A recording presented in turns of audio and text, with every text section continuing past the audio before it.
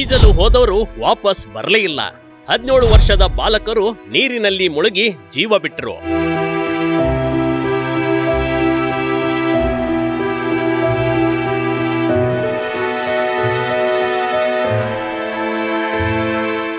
ಅವರಿಬ್ರು ಕುಚುಕು ಸ್ನೇಹಿತರು. PUC ಓದುತ್ತಿದ್ರು. ಹಬ್ಬ ಇದೆ, ಈಜಕ್ಕೆ ಹೋಗೋಣ ಅಂತ ಹೇಳಿದ್ದ ಸ್ನೇಹಿತ.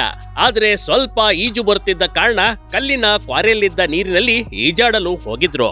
ಆದ್ರೆ ತಾನೊಂದು ಬಗೆದರೆ ವಿಧಿಯೊಂದು ಬಗೆಯುತ್ತೆ ಅಂತಾರಲ್ಲ, ಖುಷಿಯಾಗಿ ಈಜಲು ಹೋದವರಿಬ್ರು ಹೆಣವಾಗಿ ಆಚೆ ಬಂದಿರುವ ಘಟನೆ ಬಾಗಲಕೋಟೆ ಜಿಲ್ಲೆಯ ಮುಧೋಳ ತಾಲೂಕಿನ ಜಾಲಿಕಟ್ಟಿ ಗ್ರಾಮದಲ್ಲಿ ನಡೆದಿದೆ ಕಣ್ರಿ.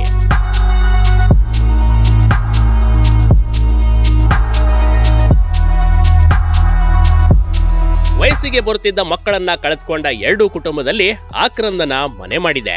ಮಕ್ಕಳು ಸಂಕ್ರಾಂತಿ ದಿನ ಸ್ನಾನ ಮಾಡೋದಕ್ಕೆ ಹೋಗಿದ್ರು, ವಾಪಸ್ ಬರಲೇ ಇಲ್ಲ.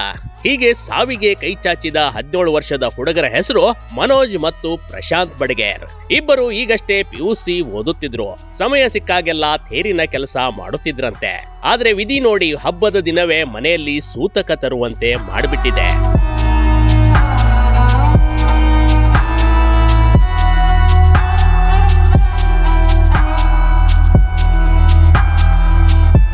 ನೀರಿನಲ್ಲಿ ಸ್ನಾನಕ್ಕಂತ ಬೇರೆ ಹುಡುಗರು ಬಂದಿದ್ರು.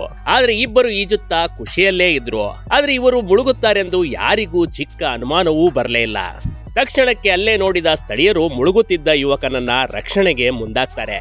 ಆದ್ರೆ ಲೋಕಾಪುರದ ಆಸ್ಪತ್ರೆಗೆ ಕರೆದುಕೊಂಡು ಹೋಗುವಷ್ಟರಲ್ಲಿ ಯುವಕರ ಪ್ರಾಣ ಪಕ್ಷಿ ಹಾರಿ ಹೋಗಿತ್ತು ಕಣ್ರಿ.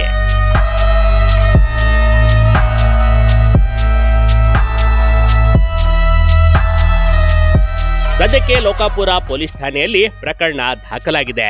ಆದ್ರೆ ಕುಟುಂಬಸ್ಥರ ನೋವು ಮುಗಿಲು ಮುಟ್ಟಿದೆ. ನೋಡಿ, ವಿದ್ಯಾರ್ಥಿಗಳು ಸರಿಯಾಗಿ ಈಜಲು ಬರುತ್ತೆ ಅಂದ್ರೆ ಮಾತ್ರ ನೀರಿಗೆ ಇಳಿಯಬೇಕು.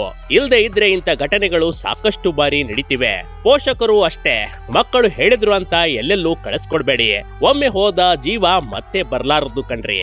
Big TV Karnataka, Mudhol.